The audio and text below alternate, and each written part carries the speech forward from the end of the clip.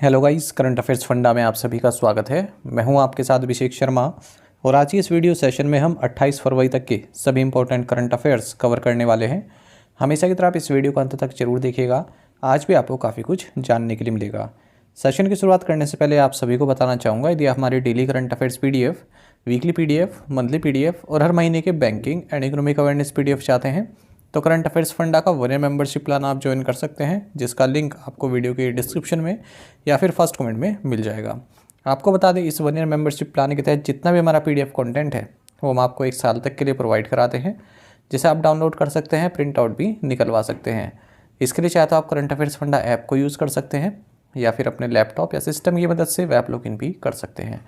कोई भी आपका एग्जाम हो, बैंकिंग, SSC, रेलवे या फिर स्टेट PCS, जहाँ पर भी जनरल अवेयरनेस या करंट अफेयर्स पूछे जाते हैं, सभी एग्जाम्स के लिए हमारा PDF कंटेंट काफ़ी यूज़फुल है। इसमें आपको कैटेगरी वाइज क्विज भी प्रोवाइड करा रहे हैं। तो एक बार अगर आपने हमारे करंट अफेयर्स पढ़ लिए, उनके बाद इन क्विज को अटैम्प्ट किया, तो यकीन मानिए आपका करंट अफेयर सेक्शन काफ़ी स्ट्रॉन्ग हो जाएगा। काफ़ी अच्छा आप स्कोर कर पाएंगे अपने आने वाले एग्जाम में। लिंक वीडियो के डिस्क्रिप्शन में या फिर फर्स्ट कमेंट मिल जाएगा, वहाँ से आप बाय कर सकते हैं। दूसरा कोर्स हमारा बैंकिंग अवेयरनेस से संबंधित है। कंप्लीट बैंकिंग अवेयरनेस हमने आपको इसमें कराई है। न केवल आपके बैंकिंग मेंस एग्जाम, बल्कि अगर आप बैंकिंग इंटरव्यू देते हैं जैसे SBI PO, IBPS PO या फिर RBI में किसी पोस्ट के लिए या फिर अन्य किसी बैंक में, वहाँ पर जो आपसे बैंकिंग अवेयरनेस पूछी जाती है इंटरव्यू में, वो भी आपकी इसी कोर्स में कवर हो जाएगी।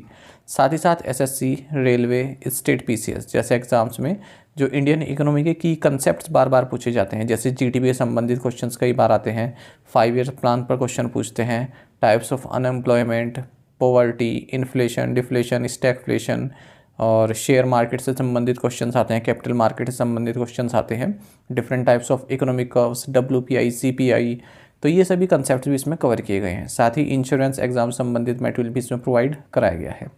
तो इस कोर्स की भी वैलिडिटी 1 साल की है और इसमें मैं आपको स्टार्टिंग के 2 लेक्चर्स के डेमो PDF और डेमो वीडियोस भी अवेलेबल कराई हैं, ताकि आपको एक आइडिया हो जाए किस तरह का कंटेंट हम आपको इस कोर्स में प्रोवाइड करा रहे हैं। तो ये भी आपको हमारी करंट अफेयर्स फंडा ऐप पर ही मिल जाएगा कोर्स, वहाँ से आप बाय कर सकते हैं। फिर भी अगर आपका कोई भी डाउट है हमारे किसी भी कोर्स से संबंधित, तो हमारा कस्टमर केयर नंबर है 8448169188, इस पर आप कॉल कीजिए या फिर व्हाट्सएप करके भी जानकारी प्राप्त कर सकते हैं। तो चलिए फिर करते हैं शुरुआत इस वीडियो सेशन की। हमेशा की तरह सेशन की शुरुआत क्वेश्चन ऑफ द डे से करेंगे, जिसका आंसर आपको अभी कमेंट बॉक्स में करना है। पूछ रहे हैं कि सूचना का अधिकार अधिनियम के अंतर्गत अंतिम अपीलीय प्राधिकारी कौन है? Under the right to information act, who is the final appellate authority? Option है high court, supreme court, information commission या फिर सेंट्रल पब्लिक इंफॉर्मेशन ऑफिसर। जल्दी से आप आंसर कर दीजिए, फिर हम आगे बढ़ते हैं। और इसी तरह के क्वेश्चन यदि आप प्रैक्टिस करना चाहते हैं तो मैं टेलीग्राम पर जरूर ज्वाइन करें। करंट अफेयर्स फंडा नाम से हमारा टेलीग्राम चैनल है। महत्वपूर्ण क्वेश्चन है ये भी।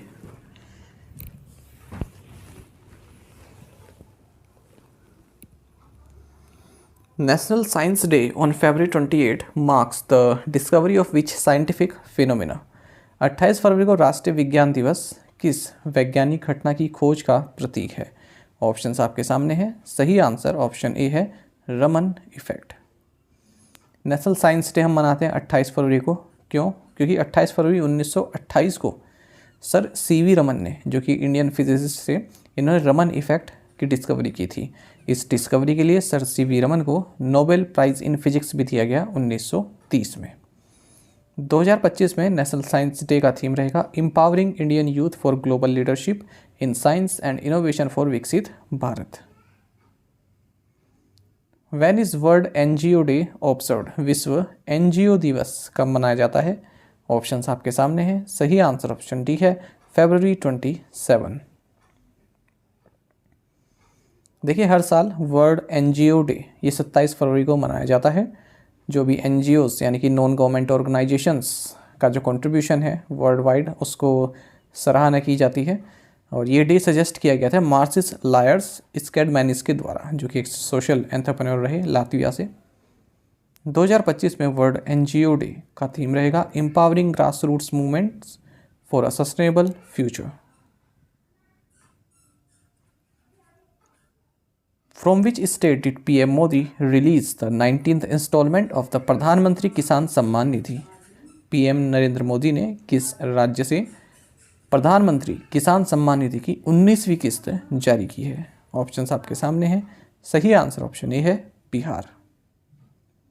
देखिए, प्राइम मिनिस्टर नरेंद्र मोदी ने प्रधानमंत्री किसान सम्मान निधि स्कीम पीएम किसान स्कीम जिसे कहते हैं, इसकी 19th इंस्टॉलमेंट यानी कि 19वीं किस्त भागलपुर बिहार से जारी की है।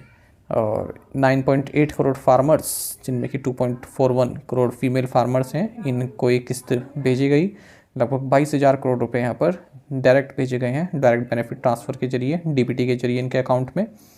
पीएम किसान स्कीम आप जानते हैं सेंट्रल सेक्टर स्कीम है, ठीक है, सेंट्रल स्पॉन्सर नहीं, सेंट्रल सेक्टर स्कीम, मतलब फुली फंडेड है सेंट्रल गवर्नमेंट द्वारा। फरवरी 2019 को लॉन्च किया गया था प्रधानमंत्री के द्वारा, और साल में 6,000 रुपये दिए जाते हैं जो भी किसान हैं, एलिजिबल किसान हैं, 3 इक्वल इंस्टॉलमेंट्स में, ठीक है। तो 2000 2000 2000 3 इंस्टॉलमेंट जाती है, पर ईयर 6,000 रुपये मिलते हैं। Which company has retained its position as India's most valuable company as per Burgundy Private and Hurun India report? Burgundy private और हुरुन इंडिया की रिपोर्ट के अनुसार किस कंपनी ने भारत की सबसे मूल्यवान कंपनी के रूप में अपना स्थान बरकरार रखा? ऑप्शंस आपके सामने हैं। सही आंसर ऑप्शन डी है रिलायंस इंडस्ट्रीज़। तो रिलायंस इंडस्ट्रीज़ ने अपनी पोजीशन बरकरार रखी है, इंडिया की मोस्ट वैल्यूएबल कंपनी है ये। लगातार चौथे साल अगर हम एक्सिस बैंक के private banking unit burgundy private and Hurun India की रिपोर्ट की माने तो मुकेश अंबानी के नेतृत्व वाली कंपनी जो रिलायंस इंडस्ट्रीज़ है, ये पहले नंबर पर है। उसके बाद फिर टाटा कंसल्टेंसी सर्विसेज है, TCS, फिर HDFC बैंक है, फिर भारती एयरटेल है, फिर ICICI बैंक है। अच्छा, जो टोटल मार्केट कैपिटलाइजेशन है रिलायंस इंडस्ट्रीज़ की 17.5 लाख करोड़ रुपीज़ है। जो कंबाइंड वैल्यू है 2024 burgundy private Hurun India 500 companies की, ये 324 लाख करोड़ रुपीज़ है। जो 4th एडिशन है, इसमें देखा कि 43% का जंप हुआ है जो क्वालिफिकेशन थ्रेशोल्ड है, मतलब कौन सी कंपनी इस लिस्ट में आ सकती है, ठीक है। तो उसके लिए जो थ्रेशोल्ड है कितना है, 9,580 करोड़ रुपए तक क्या उसका कैपिटलाइजेशन होना चाहिए, ठीक है। तो 43% तक बढ़ा है, पिछली बार कम था 43,000 बढ़कर अब कितना हो गया, मतलब 43% बढ़कर हो गया 9580 करोड़ रुपए, मिनिमम इतना होना चाहिए।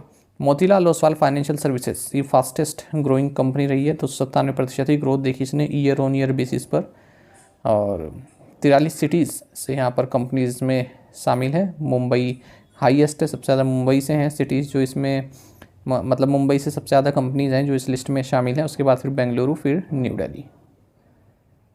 अच्छा, ये तो फिर से वही आ गया है ना, पिछला ही रिपीट हो गया। अच्छा, 82 न्यू कंपनीज़ हैं इसमें जिन्होंने डेब्यू किया है इस बार, पिछली बार से 21 ज़्यादा। फाइनेंशियल सर्विसेज, ठीक है, सबसे ज़्यादा इस सेक्टर की कंपनीज़ हैं इस लिस्ट में, फिर हेल्थ केयर की हैं, फिर इंडस्ट्रियल प्रोडक्ट्स की हैं। अगर हम न्यू एंट्रेंट्स की बात करें तो इंडस्ट्रियल प्रोडक्ट सेक्टर की सबसे ज़्यादा कंपनीज़ हैं इसमें। विच institution top the world university reputation rankings 2025? विश्वविद्यालय प्रतिष्ठा रैंकिंग 2025 में कौन सा संस्थान शीर्ष पर रहा? ऑप्शंस आपके सामने हैं। सही आंसर ऑप्शन ए है हार्वर्ड यूनिवर्सिटी। देखिए, टाइम्स हायर एजुकेशन ने वर्ल्ड यूनिवर्सिटी रेपुटेशन रैंकिंग्स 2025 जारी कर दी हैं, टॉप ग्लोबल यूनिवर्सिटीज़ की लिस्ट में बताई गई है।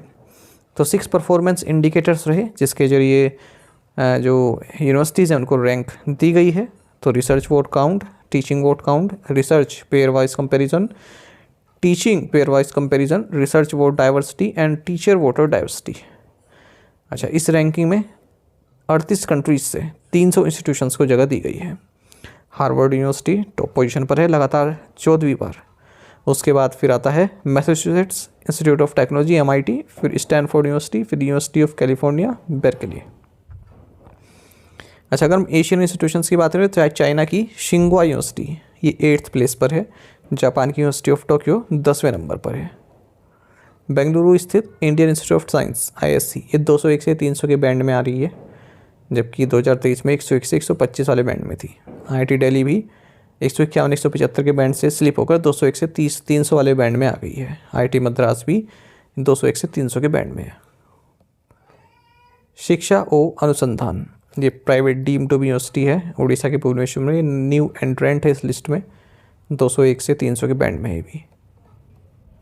What is the penalty amount imposed by SEBI on Indian Clearing Corporation Limited ICCL SEBI द्वारा इंडियन क्लियरिंग कॉर्पोरेशन लिमिटेड पर लगाई गई जुर्माना राशि क्या है? सही आंसर ऑप्शन सी है 5.50 करोड़ रुपीस। देखिए जो securities and exchange board of India है सेबी, इसने 5.05 करोड़ रुपये की पेनल्टी लगाई है इंडियन क्लियरिंग कॉर्पोरेशन लिमिटेड पर, जो कि सब्सिडरी है पीएससी लिमिटेड की। 2007 में इनकॉर्पोरेट किया गया था इसे, इंडियन क्लियरिंग कॉर्पोरेशन लिमिटेड को, ठीक है, बीएससी लिमिटेड के सब्सिडरी है, याद रखिएगा। एक कमेंट आया था वीडियो में हमारे, वीना गुप्ता जी हैं, तो उन्होंने कहा कि सभी प्लेटफॉर्म पर लगभग 1 घंटे की मिनिमम क्लास चलती है, ठीक है, पर हमारी जो सीए है वो 20 से 25 मिनट में हो जाता है, तो क्या ये इनफ है एसबीआई क्लर्क मेंस के लिए? तो ये इन्होंने पूछा है, ऑब्वियस सा डाउट है, कई एस्पिरेंट के मन में आता है। देखिए मैंने इनको फिर मैसेज करके ही बताया कि ये जो हमारा 20 से 25 मिनट का सेशन रहता है, इसमें 16 क्वेश्चंस मिनिमम कवर करते ही है।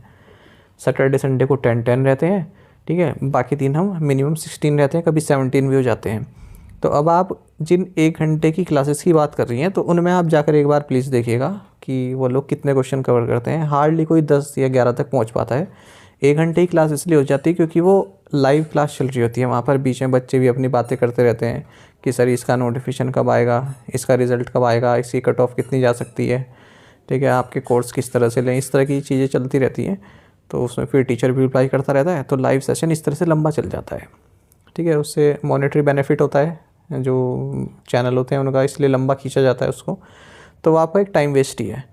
मैं आपको यहाँ पर करेक्ट एक्सप्लेनेशन के साथ सब कुछ कोशिश करता हूँ जल्द से जल्द आपका जो है कवर हो जाए, क्योंकि ये जो समय है ये काफ़ी कीमती है आपके लिए। तो एसबीआई क्लर्क के लिए सब कुछ इनफ है जितना मैंने आपको पढ़ाया। आप पिछले भी बैंकिंग एग्ज़ाम्स के बारे में रिव्यू देख सकते हैं, है ना। और 15-16 क्वेश्चंस बहुत होते हैं पूरे दिन में, अगर आपके 20-25 मिनट में ही आप उन्हें कवर कर जा रहे हैं। चलिए खैर कोई नहीं, एक नॉर्मल सा डाउट है, सभी के मन में आता है, तो मैंने क्लियर कर दिया। Which airport become the first in India to receive the सर्वश्रेष्ठ सुरक्षा पुरस्कार गोल्डन ट्रॉफी? कौन सा हवाई अड्डा सर्वश्रेष्ठ सुरक्षा पुरस्कार गोल्डन ट्रॉफी प्राप्त करने वाला भारत का पहला हवाई अड्डा बन गया? सही आंसर ऑप्शन है मनोहर इंटरनेशनल एयरपोर्ट। तो मनोहर इंटरनेशनल एयरपोर्ट जिसे डेवलप और ऑपरेट किया जाता है GMR Goa international airport limited द्वारा, ये फर्स्ट एयरपोर्ट बन गया है हमारे देश में जिसे सर्वश्रेष्ठ सुरक्षा पुरस्कार गोल्डन ट्रॉफी प्राप्त हुआ है national safety council of India safety award 2024 में under service sector.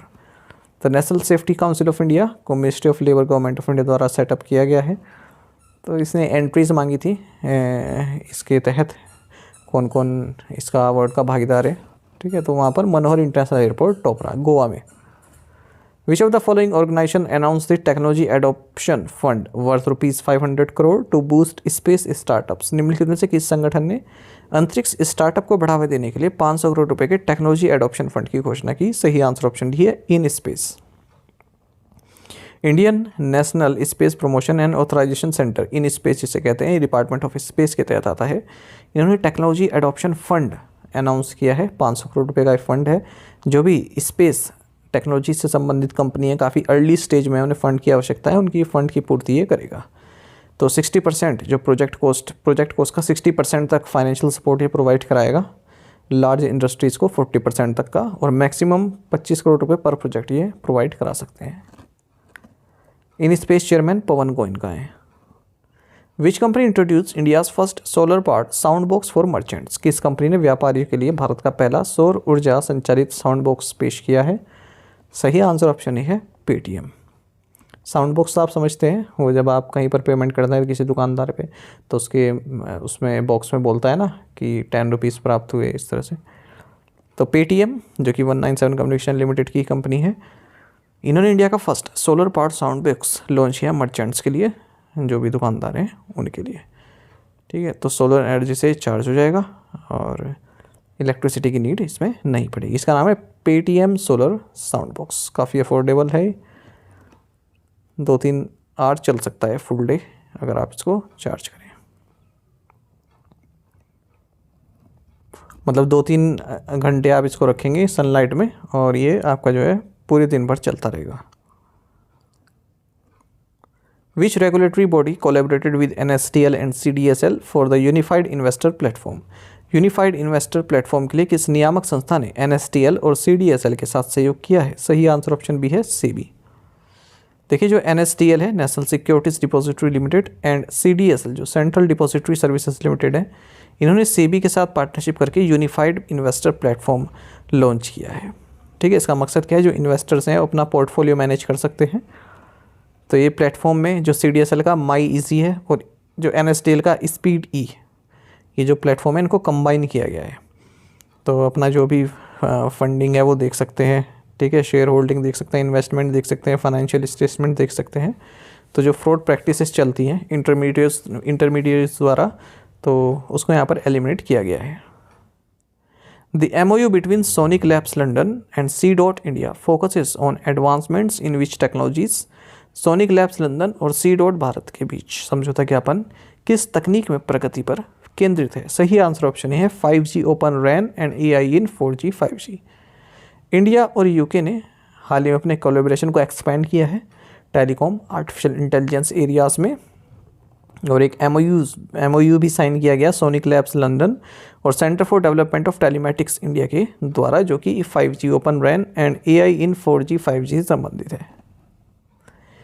India and UK इससे पहले टेक्नोलॉजी सिक्योरिटी इनिशिएटिव भी लॉन्च कर चुके हैं। तो एग्जाम में पूछा जाता है कि टेक्नोलॉजी सिक्योरिटी इनिशिएटिव भारत और किस देश के बीच में है, तो यूनाइटेड किंगडम के बीच में है। India's newest warship from Russia is set to be commissioned in June this year, name the ship. रूस में निर्मित भारत का सबसे नया युद्धपोत इस साल जून में लॉन्च होने वाला है। इस युद्धपोत का नाम बताएं। सही आंसर ऑप्शन सी है तमाल। इंडियन नेवी क्रू जो कि तमाल युद्धपोत को ऑपरेट करेंगे, ये रशिया पहुंच चुके हैं सेंट पीटर्सबर्ग में, वहीं पर ये कमीशन किया जाएगा इसको तमाल को इस जून में। और ये जो है ना लास्ट वारशिप होगा जिसे भारत से बाहर कमीशन किया जा रहा है, या फिर भारत को जो है भारत इंपोर्ट कर रहा है, क्योंकि अब भारत अपने आप ही बनाता है वारशिप, अपने आप ही डिज़ाइन करता है, अपना आप ही कंस्ट्रक्ट करता है।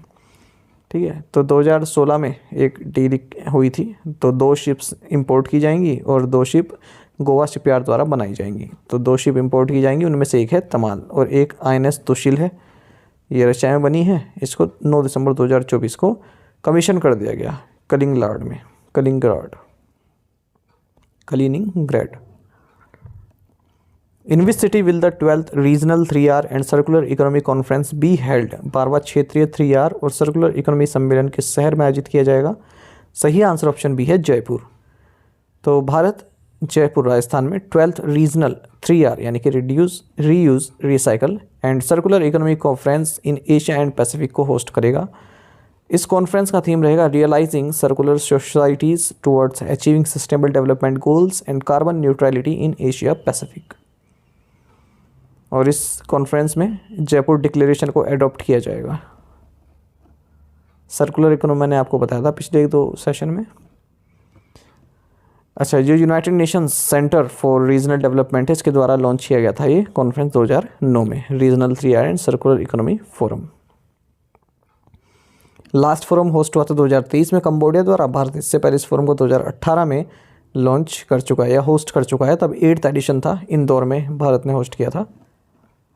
What is the name of the coastal security exercise conducted by Indian Coast Guard in West Bengal? पश्चिम बंगाल में भारतीय तटरक्षक बल द्वारा आयोजित तटीय सुरक्षा अभ्यास का नाम क्या है? सही आंसर ऑप्शन बी है सागर कवच। तो देखिए सागर कवच एक कोस्टल सिक्योरिटी एक्सरसाइज रही, वेस्ट बंगाल में हुई है।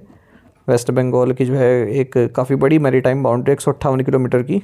फिशरमैन भी यहाँ पर ऑपरेट करते रहते हैं। 16,000 फिशिंग बोट्स यहाँ पर चलती हैं। मेजर पोर्ट्स भी हैं यहाँ पर, कई सारे रिवर पोर्ट्स भी हैं, जेटीज़ भी हैं, कोस्टल इंडस्ट्रीज लगी हुई हैं। तो उनकी सुरक्षा के लिए ये सागर कवच एक्सरसाइज की गई है इंडियन कोस्ट गार्ड के द्वारा। What is the capacity of the solar project to be set up by Solar Energy Corporation of India Limited by in माफ़ कीजिएगा, इंग्लिश में थोड़ा यहाँ पर गलती हो गई है। What is the capacity of the solar project to be set up by Solar Energy Corporation of India Limited in Dhar Madhya Pradesh? Solar Energy Corporation of India Limited द्वारा धार मध्य प्रदेश में स्थापित की जाने वाली सौर ऊर्जा की क्षमता कितनी है? सही आंसर ऑप्शन सी है 200 मेगावाट।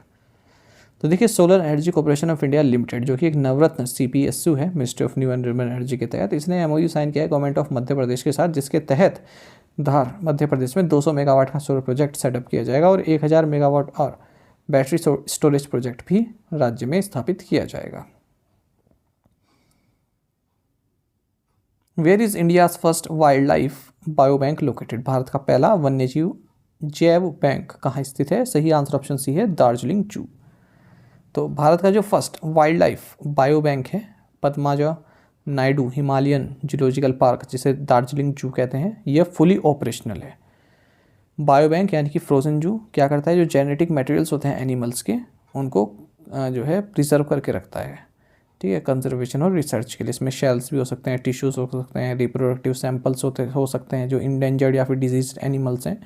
क्रायोजेनिक कंडीशन में इनको रखा जाता है, -196 डिग्री सेंटीग्रेड या सेल्सियस पर रखा जाता है लिक्विड नाइट्रोजन में। दार्जिलिंग जू आपको बता दें इंडिया की लार्जेस्ट हाई एल्टीट्यूड जू है। टू द पॉइंट क्वेश्चंस, उनके आंसर्स देख लेते हैं। Where is Pakke tiger reserve Arunachal Pradesh? Where is Pulicat lake bird sanctuary Andhra Pradesh? Where is Chakrashila wildlife sanctuary Assam? Which is state celebrates second Simolu festival Assam? Who is the author of the new icon Savarkar and the facts? Arun Shourie. आप में से कई students ने बिल्कुल सही answer किया है, इसी तरह से पार्टिसिपेट करते रहिए। चलिए आज के असाइनमेंट क्वेश्चन देखेंगे, इनका आंसर आपको अभी करना है कमेंट बॉक्स में। Name the largest manufacturer of computer chips in the world? Karun Nair place for which team in Ranji trophy tournament? When was the three-language formula proposal introduced in India? Where is Global Investor Summit 2025 was organized in Madhya Pradesh? The under construction Sri Salem left bank canal tunnel collapsed recently, trapping 8 workers. Where is this tunnel located? इन पांचों questions के answer आपको comment box में देने हैं। यदि एक question का answer भी आता है तो भी आप हमें कमेंट बॉक्स में अवश्य बताइएगा। साथ ही हमें टेलीग्राम पर जरूर ज्वाइन करें। करंट अफेयर्स फंडा नाम से हमारा टेलीग्राम चैनल है। Thank you guys.